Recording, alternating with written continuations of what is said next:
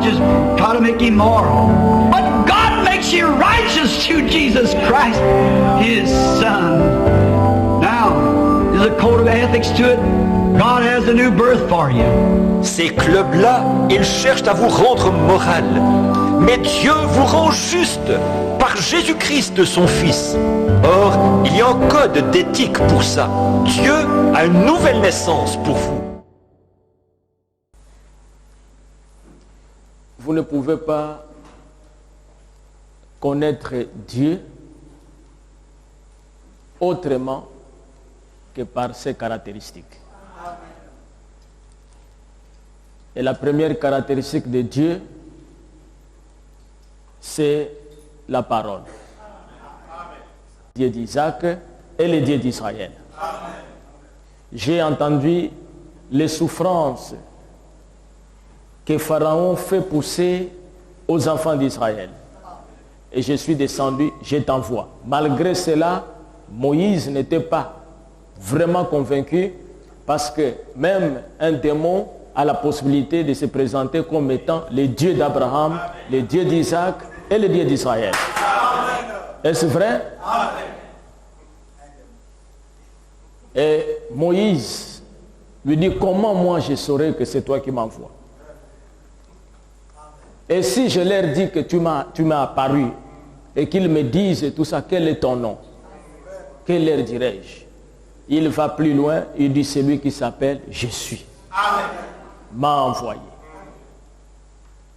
Et Moïse commence à comprendre que cet homme qui est venu et qui s'identifie, c'est en rapport avec la promesse que Dieu a donnée à Abraham. Parce qu'il était le fils d'Abraham. Et la deuxième caractéristique, comme il est surnaturel, Amen, il passa par le miracle. Prends ta verge, elle s'est transformée en serpent, place ta main sur ton cœur, il y a eu de la lèpre, remets ta main et tout ça, la main était blanche, purifiée. Et Moïse était convaincu que j'étais en présence de Dieu. La caractéristique, c'est la parole. Jean-Baptiste, lorsqu'il est arrivé, nous avons parlé de cela dimanche, il fallait qu'il s'identifie. Il fallait qu'on sache qui il est.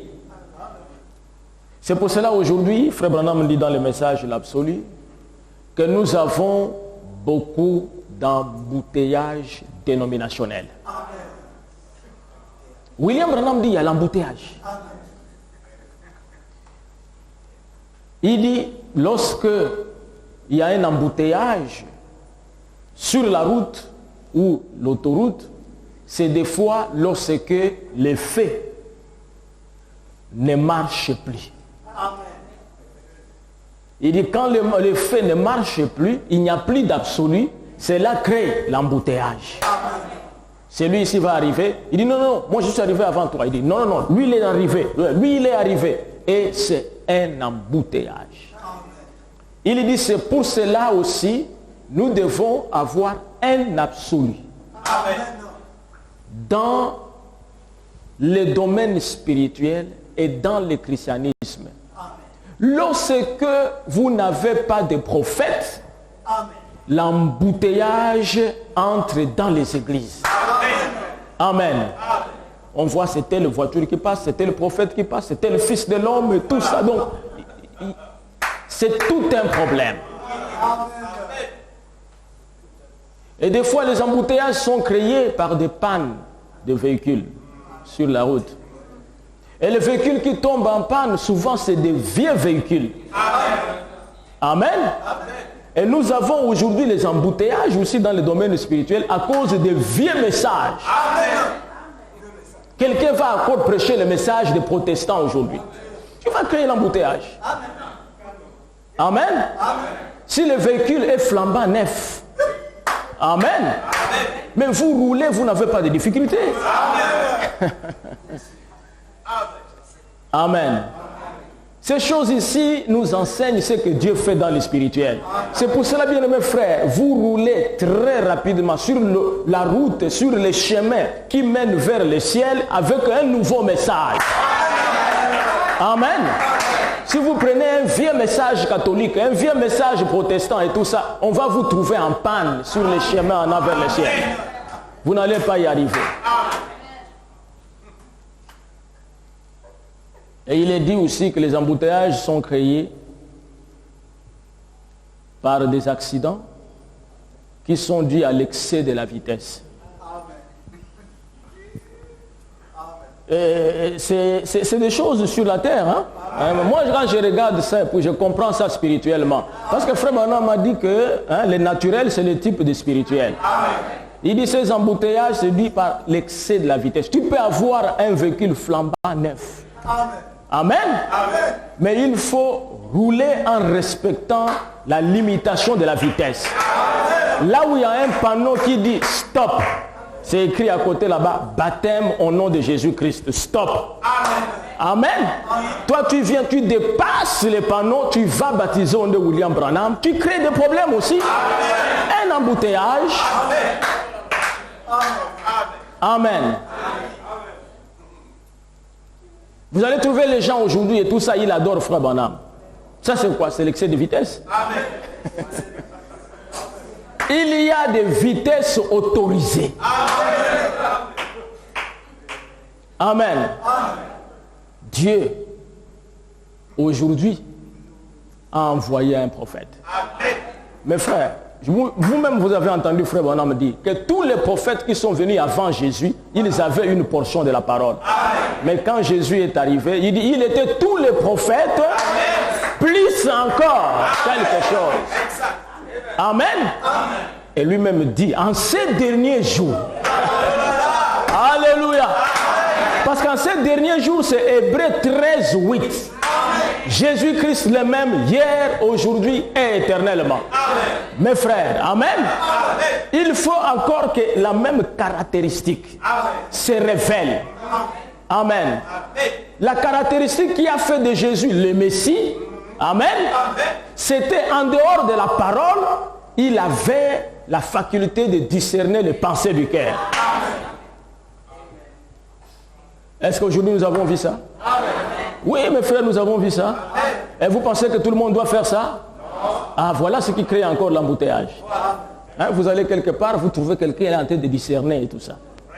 Mais il faut lui demander quelles sont ses caractéristiques, amen, dans la parole. Qui es-tu? Afin que nous donnions la réponse à ceux qui nous ont envoyés. Moi, je suis la voix de celui qui crie dans le désert. Ah oui? Tu es la voix de celui qui crie dans le désert? L'identification. Amen. Nous partons dans Ésaïe 40, nous le trouvons. Amen. Nous commençons à faire attention à cet homme parce qu'il est identifié dans la parole. Amen. Quand Jésus arrive, Jean-Baptiste envoie les gens pour chercher à savoir qui lui il était. Est-ce que c'était lui le Messie ou devrait-il attendre quelqu'un d'autre? Matthieu 11, chapitre 2. L'identification. La parole promise, rendue manifeste dans la chair humaine. L'expiation. Et dire un seul mot contre la parole promise, rendue manifeste. En ce dernier jour, qui accomplit l'œuvre du Saint-Esprit lui-même. Pas d'expiation. Pas de pardon. Vous croyez en cela, vous recevez l'expiation. Jean ayant entendu parler dans sa prison des œuvres du Christ, lui fit dire par ses disciples, es-tu celui qui doit venir ou devons-nous en attendre un autre? J'avais déjà prêché sur ça ici.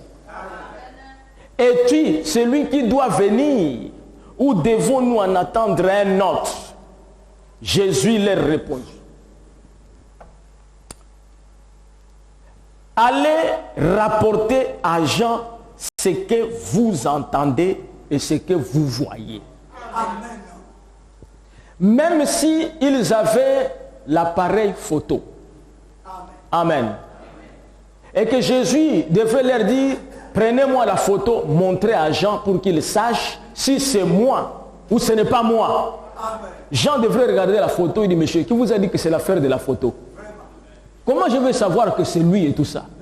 Parce que ce n'est pas par le corps, ce n'est pas par son visage, ce n'est pas par la barbe, les grands mystères de la seconde venue.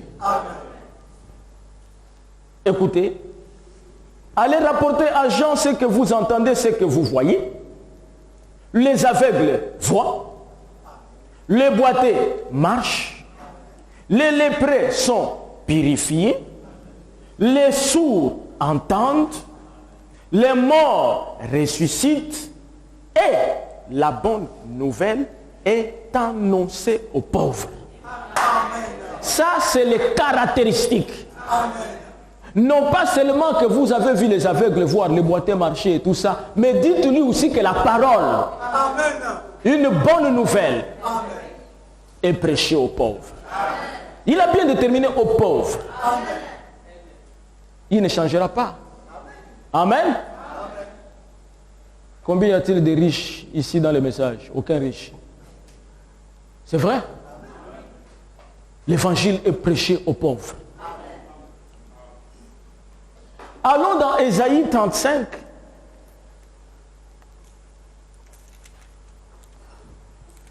Jésus dit à Jean-Baptiste, aux disciples de Jean-Baptiste, allez dire ça à Jean-Baptiste. Ésaïe 35, 4. Verset 4. Dites à ceux qui ont les cœurs troublés. Ésaïe était un prophète, il est en train de prophétiser, il parle aux enfants d'Israël. Jésus n'était pas là. Mais il est en train de parler aux enfants d'Israël et cette prophétie concernait la venue du Messie. Dites à ceux qui ont les cœurs troublés, prenez courage. Ne craignez point.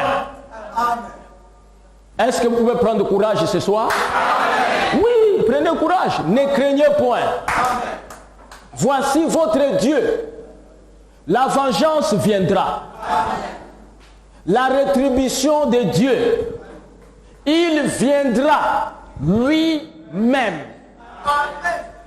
Ésaïe ne dit pas qu'il enverra quelqu'un. Il viendra lui-même.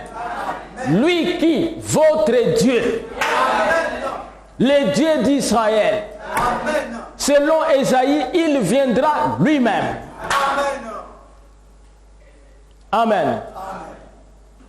Il viendra lui-même et vous sauvera.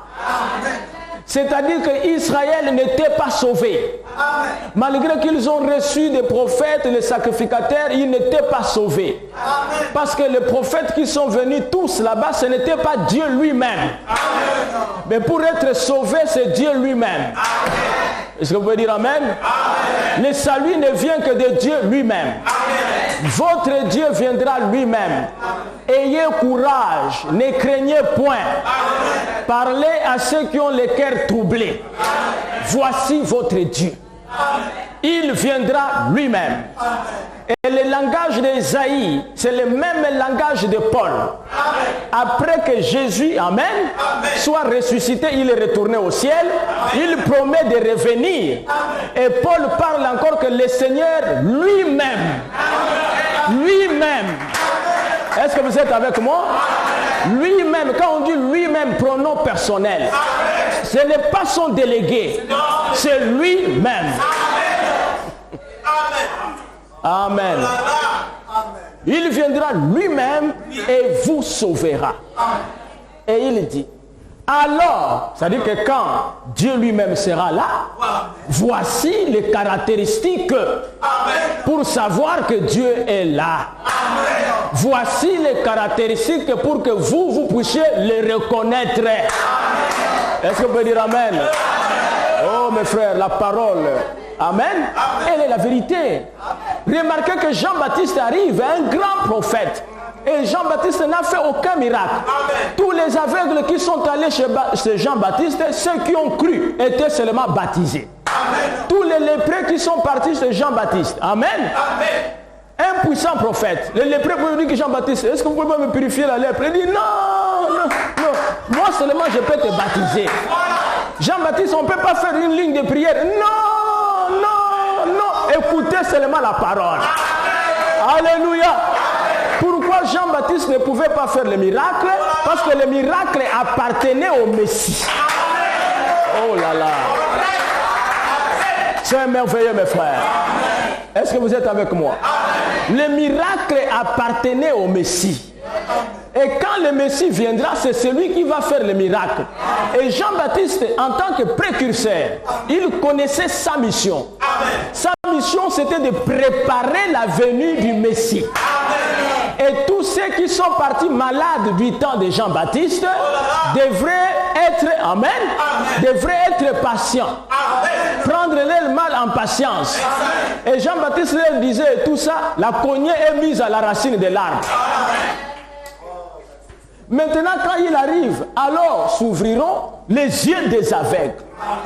S'ouvriront les oreilles des sourds. Alors, le boiteux sautera comme un cerf et la langue du muet éclatera de joie. Car des eaux jailliront dans le désert et des ruisseaux dans la solitude. Et Jésus lui-même étant la parole, il savait qu'il devrait accomplir Ésaïe 35. Et lorsqu'on lui dit que Jean-Baptiste nous a envoyés, et il connaissait qui était Jean, il dit mais qu'est-ce que Jean veut savoir? Il dit, il veut savoir si après toi, amen, il y a quelqu'un d'autre qui arrive, ou c'est toi qu'on attendait. Il dit, comment Jean pense que l'âge va continuer? L'esprit ne parlera plus. Les âges sont terminés. Allez dire à Jean, les boiteux marchent, les aveugles voient, les sourds entendent. Et ce qu'il donnait à Jean, c'était son identification. Alléluia. Il n'a pas dit à Jean, même s'il aurait dit à Jean, allez dire à Jean que je m'appelle Jésus. Jean ne devrait pas être satisfait. Il fallait une portion de la parole qui l'identifiait. Amen. Et remarquez, mes frères, que c'est ce qui se passe encore aujourd'hui. Si après William Branham, quelqu'un d'autre devrait venir, Branham allait prêcher simplement la parole. Sans prier pour les malades. Parce que c'est le même Messie. Amen.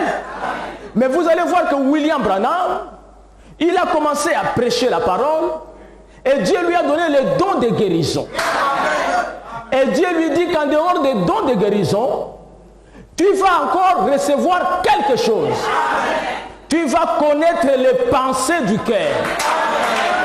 Pourquoi Dieu a donné à William Branham ces dons? Il dit les dons, c'est Dieu lui-même. Remarquez, Ésaïe parle du Messie lorsqu'il viendra, lorsqu'il sera né. Un enfant nous est né, un fils nous est donné. L'enfant est né, le fils est donné. L'enfant c'est Jésus, le fils c'est Dieu en Jésus. Parce que Jésus c'était un corps. Le fils dont on parlait c'est Dieu lui-même. C'est un attribut de Dieu. Lorsque Dieu vient en Jésus, il est appelé fils de Dieu. Mais c'est toujours le même Dieu. Amen. Et Dieu va donner ces dons-là à William Marion Branham. Amen. Pourquoi William Marion Branham a discerné les pensées des cœurs?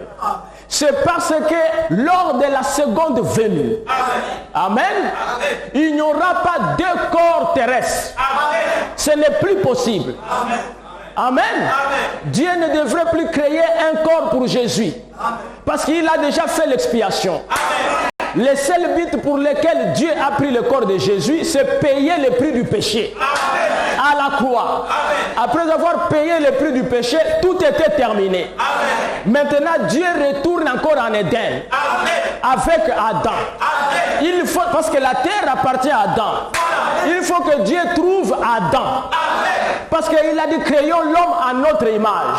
Mais cet homme a péché. Amen. Et c'est pour cela que Dieu a pris un corps. Un corps qui n'a jamais péché. Un corps né par la parole.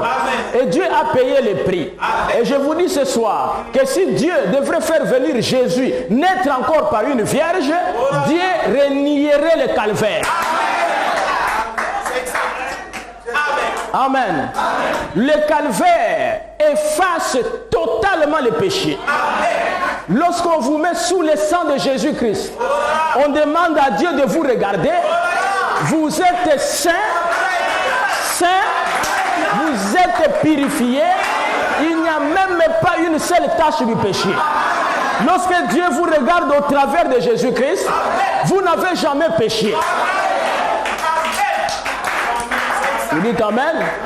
C'est pour cela, pour que Jésus revienne la seconde fois, pour visiter les gentils, il n'avait plus besoin d'un autre corps.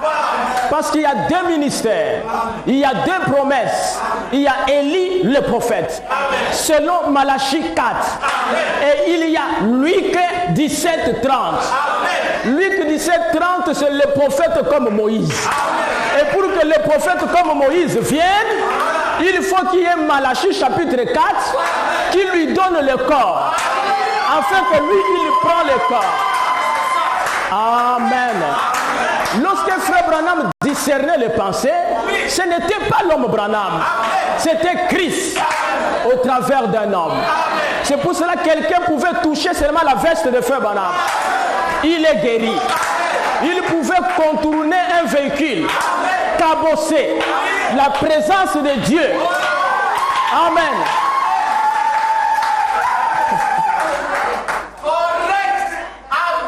Amen. C'est pour cela, bien mes frères, moi je combats tous ces prédicateurs qui n'ont pas compris Luc 17, 30. Luc 17, 30 appartient à un seul homme. Dans notre âge, William Branham. En Israël, cela appartenait à un seul homme, Jésus-Christ. C'est pour cela qu'il parle du Fils de l'homme. Lorsque le Fils de l'homme, au singulier, pas plusieurs Fils de l'homme, au Congo, à Abidjan, au Cameroun, non, le Fils de l'homme. Et le Fils de l'homme ne viendra pas n'importe où. Comme l'éclair part de l'Orient et se montre jusqu'en Occident. Amen. L'Occident, c'est le coucher du soleil. L'Orient, c'est le lever du soleil. Et quand il est ressuscité, le soleil s'était levé. Et le soleil a commencé à marcher pour aller se coucher en Occident. Et le soleil se couche naturellement aux États-Unis d'Amérique. Amen. Vous ne pouvez le connaître que par ses caractéristiques. Vous savez, Frère Branham dit que si les pharisiens connaissaient très bien les Écritures, ils ne pouvaient pas crucifier Jésus. Prenons Matthieu 27. Nous allons lire quelque chose. Matthieu 27, verset 11.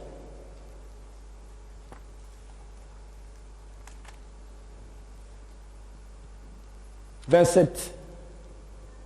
Jésus comparut devant le gouverneur.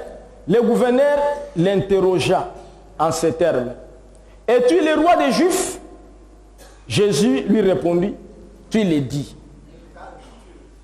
Mais il ne répondit rien aux accusations des principaux sacrificateurs et des anciens. Voyez-vous? Est-ce qu'il a répondu quelque chose? Prenons Ésaïe 53, verset 7. Ésaïe 53, verset 7. Avant que nous puissions lire ça, je continue ici. Alors Pilate lui dit, n'entends-tu pas de combien de choses il t'accuse? Et Jésus ne lui donna de réponse sur aucune parole, ce qui étonna beaucoup le gouverneur. Le gouverneur est étonné du fait que sur toutes les accusations portées contre lui, il ne dit rien. Le gouverneur est étonné. Mais le gouverneur était un païen. Il pouvait être étonné, mais les sacrificateurs, amen, s'ils avaient les yeux ouverts, s'ils n'étaient pas les aveugles, ils pouvaient aider le gouverneur en disant, monsieur le gouverneur, ne t'étonne point. Amen. Et Ésaïe dit ceci, Ésaïe 53, 7. Tu veux mettre ça au tableau? Pour voir bien mes frères, que Dieu ne s'identifie que par la parole. Vous ne pouvez pas les connaître autrement. Les frères, ça traîne encore. Je vais prendre ça ici. Ésaïe 53. Voilà. Ça, c'est Ésaïe qui parle. Il a été maltraité et opprimé. Et il n'a point ouvert la bouche, semblable à un agneau qu'on mène à la boucherie, à une brebis muette. Devant ceux qui l'attendent, il n'a point ouvert la bouche. Amen. Pourquoi est-ce qu'il n'a pas répondu? C'est parce qu'Ésaïe avait dit qu'il ne va pas répondre aux accusations.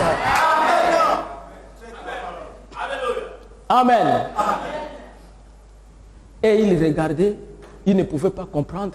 Qu'est-ce qui se passe avec cet homme? Tout ce que Jésus faisait et tout ça, c'était la parole. Et je vais lire encore quelque chose ici. Au verset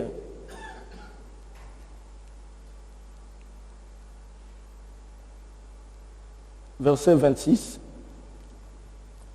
Alors Pilate les relâcha Barabbas. Après avoir fait battre des verges Jésus, il les livra pour être crucifié. Les soldats du gouverneur conduisirent Jésus dans le prétoire et ils s'assemblèrent autour de lui, toute la cohorte. Ils lui ôtèrent ses vêtements et le couvrirent d'un manteau écarlate. Ils dressèrent une couronne d'épines qu'ils posèrent sur sa tête et ils lui mirent un roseau dans la main droite. Puis s'agenouillant devant lui, ils les raillaient en disant: Salut, roi des Juifs. Et il crachait contre lui, prenait le roseau et frappait sur sa tête. Alors, après s'être ainsi moqué de lui, ils lui ôtèrent les manteaux, lui remirent ses vêtements et l'emmenèrent pour les crucifier. Voyez-vous? Mais tout ce qu'il faisait, c'était pour accomplir tout ce que les prophètes ont dit à son sujet. Frère Branham dit, je vais finir dans 10 minutes, je voulais juste parler de la caractéristique. Il dit, remarquez, lorsqu'il a crié, mon Dieu, pourquoi m'as-tu abandonné? Amen. C'était le psaume 22. Ils avaient l'habitude de chanter ça. Et Jésus dit, mon Dieu, pourquoi m'as-tu abandonné? C'était écrit. Et lorsqu'on l'a vendu à 30 pièces d'argent, c'était prophétisé par les prophètes qui devrait être vendu à 30 pièces d'argent.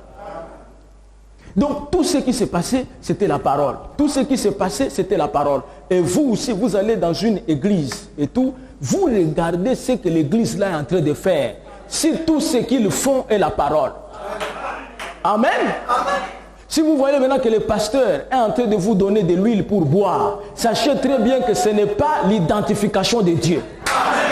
Vous n'êtes pas en présence de Dieu, amen, mais vous êtes en présence d'un marabout. Amen. Amen. Amen. Il vous donne la poudre et le parfum. Vous êtes en présence d'un marabout. Amen. Il vous donne l'eau bénite. Vous êtes en présence d'un curé catholique. Amen. C'est l'identification. Amen. Amen. Amen. Frère Branham il s'amusait avec Billy Paul en écoutant les prédicateurs prêcher. Et il pouvait dire à Billy Paul et tout ça que lui là, il est de telle dénomination. Lui là, il est de telle dénomination. Et je crois que vous pouvez le faire aussi. Sans que vous puissiez voir quelque chose. Vous suivez seulement, même à la radio et tout ça, quelqu'un est en train de prêcher. Amen. Il vient et tout ça. Le Seigneur soit avec vous. Et sans que vous puissiez le voir, on vous dit, mais qui parle là? Vous devez dire qu'un prêtre catholique. Amen. Vous entendez qu'il est en train de prêcher tout ça. Dieu, tout ça, va vous donner tout ce dont vous avez besoin. La prospérité. Même si vous avez le blocage à n'importe quel niveau et tout ça, Dieu peut vous débloquer et tout ça. La délivrance et tout ça. On vous dit qui parle là-bas, il dit un prédicateur des églises éveillé. Amen. Mais vous pouvez aussi entendre un prédicateur prêcher sans que vous puissiez le voir. Tu entends, il est en train de parler. Aujourd'hui, au temps du soir, la lumière est apparue. Amen. Dieu avait promis dans Malachie chapitre 4 qu'il enverrait un prophète. Et ça doit être un prophète confirmé. Vous allez dire, ça c'est le message. L'identification. Amen. Les deux disciples sur le chemin de Maïs. Amen. N'ont-ils pas marché avec Jésus pendant 6 heures? Comment ils l'ont reconnu? Au temps du soir. Qu'avait-il fait? La Bible dit, il fit un geste dont il avait l'habitude de faire. Et les disciples, les yeux s'ouvrirent et ça c'est le Seigneur. Amen. Et quand Abraham l'a vu venir, il appela Abraham, Abraham. Il dit, écoute, ça ce n'est pas quelqu'un qui habite ici en Canaan. Comment il connaît que je m'appelle Abraham? Cela a attiré son attention. Et quand il s'est approché encore de la personne, il y a eu confirmation sur confirmation. La personne lui pose la question, où est Sarah, ta femme? Pas Saraï, Sarah. Il dit, ça y est, une autre promesse. Je suis en train de l'observer. Amen. Il faut que je sois vraiment très sûr. Amen. Et après il se retourne. Il lui dit que non, elle est derrière toi, derrière la tente. Il dit, je reviendrai à cette même époque. Et Sarah aura un fils. Il dit, 3e confirmation. Parce que moi j'attends un fils. Alléluia. Et quand Sarah doute dans son cœur, il dit, pourquoi Sarah a-t-elle ri? Il dit, ah non, là c'en est trop. Elohim, c'est toi Elohim. Amen. Et Frère Branham dit que cela devrait se passer au temps de la fin, dans les derniers jours. Est-ce que nous n'avons pas vu la chose? Madame, vous appelez Eva. Je ne vous connais pas. Le numéro de votre parcelle est tant. Et les élus dans les derniers jours, quand nous avons regardé, amen, nous voyons d'abord HAM et nous faisons attention aux lettres. Il dit Abraham c'était 7 et nous comptons bien les lettres. On dit attention, ça doit être peut-être lui, hein? Maintenant lorsque nous voyons le discernement, on dit Elohim est venu. Et c'est la fin. Nous posons la question, es-tu celui que nous attendions ou devons-nous attendre quelqu'un d'autre? Allez dire à Jean que les morts ressuscitent, le petit Finlandais écrasé est revenu à la vie. Allez dire à Jean que les écureuils sont créés. Allez dire à Jean. Alléluia. Amen. Allez dire à Jean que la colonne de feu est même photographiée. Allez dire à Jean que la nuée est photographiée. Allez dire à Jean que nous pouvons voir ses yeux. Nous pouvons voir sa barbe. Et lorsqu'on dit à Jean, Jean dit que c'est lui. Alors qu'est-ce que Jean dit? Voici l'agneau de Dieu qui ôte les péchés du monde. Et moi j'écris ce soir, voici le message, voici la parole, voici l'expiation qui ôte les péchés du monde. Amen. Que le Seigneur vous bénisse.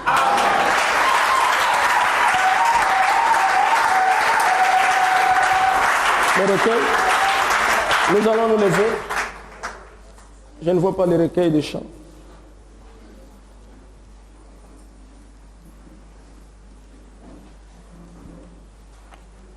Nous allons prier. Nous avons reçu la plénitude de la parole. Dieu dans la chair humaine. J'aime bien chanter sur les ailes d'une colombe. N'est-ce pas? Parce que nous naviguons ici avec des difficultés, mais qui ne viennent pas du ciel. Ce sont les difficultés de la terre que Satan amène, mais il y a toujours une consolation céleste.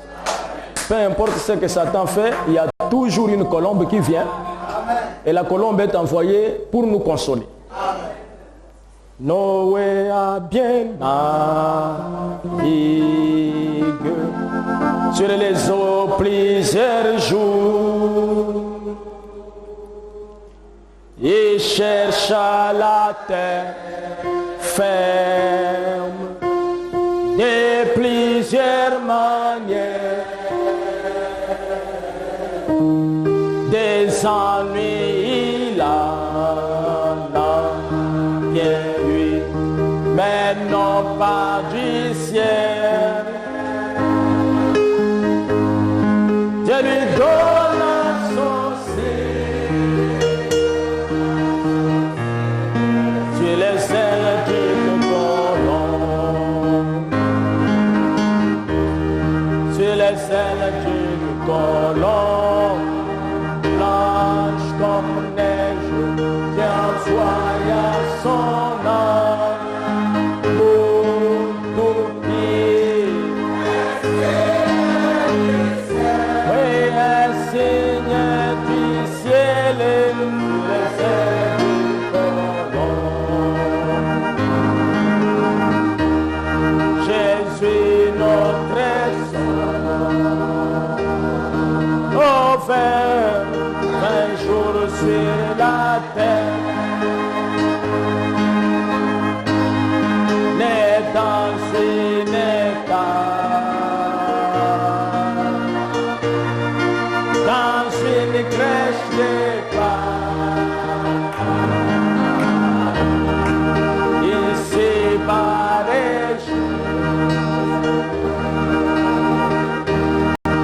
mais non pas du ciel.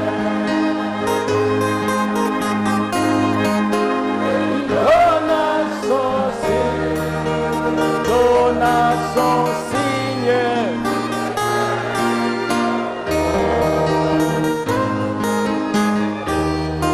sur les ailes du colombe, blanche comme neige, qui envoya son âme pour nous pieds.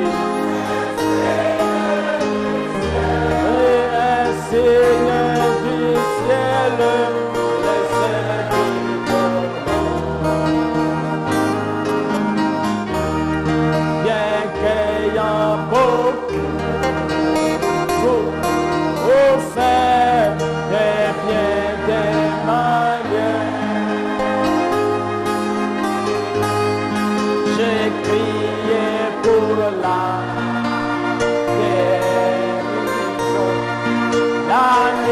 Comme les jours,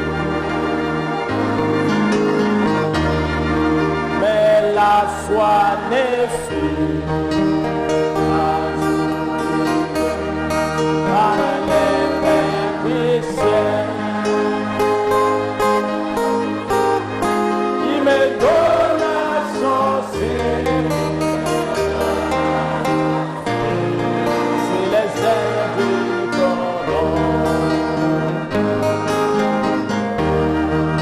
les ailes du colombe, blanche comme neige, qui envoya son âme. Un signe du ciel,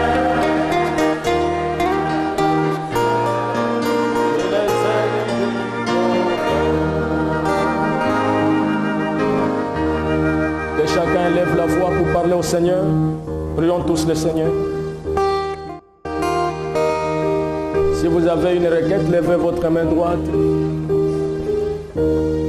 Bien-aimé Seigneur Jésus, tu vois toutes les mains qui se sont levées dans la salle.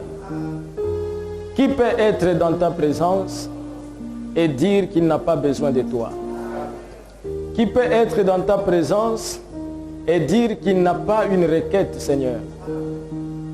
Dieu Tout-Puissant, ce soir, nous avons écouté la voix du 7e ange.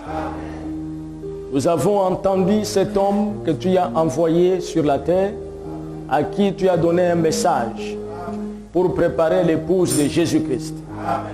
Il nous a parlé que tu t'identifies, Seigneur, par tes caractéristiques, par la parole. Et la parole a dit, Seigneur, que voici les miracles qui accompagneront ceux qui auront cru.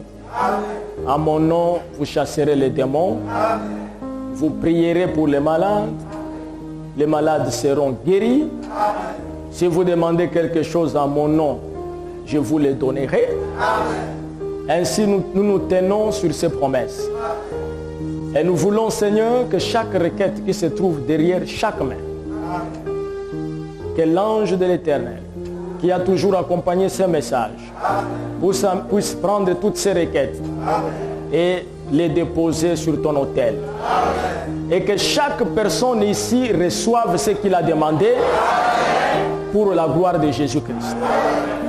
Je voudrais, Seigneur, réprimander les esprits de maladie. L'expiation a été faite pour le salut et pour la guérison du corps. Pour l'instant, Seigneur, étant dans la chair, nous voulons être en bonne santé. Et la Bible dit que toi aussi tu veux que nous soyons en bonne santé, que nous puissions prospérer. Mais le diable, le Seigneur, ne veut pas que nous soyons en bonne santé. Et lorsque nous venons dans ta maison, Seigneur, tu es aussi le grand médecin. Je voudrais prier pour chaque malade qui se trouve ici ce soir. Peu importe la maladie. Dans le nom de Jésus-Christ, Satan, tu as été vaincu. Jésus t'a vaincu. Et nous t'avons vaincu avec lui. Il est écrit que celui qui se trouve en nous est plus grand que celui qui est dans le monde. Et celui qui s'en trouve en nous, c'est Jésus-Christ lui-même. Au nom du Seigneur Jésus-Christ, libère les enfants de Dieu et que Dieu leur donne la santé ce soir. Père, n'est-il pas écrit dans ta parole que lorsque vous demandez quelque chose en priant, croyez que vous l'avez reçu et vous le verrez s'accomplir. C'est pour cela, Seigneur, nous croyons ce soir et nous te remercions pour nous avoir exaucés. Et que les jours à venir, tout ce que nous t'avons demandé devienne matériel. Et ton nom sera glorifié. Au nom de Jésus-Christ. Amen. Vous pouvez vous asseoir.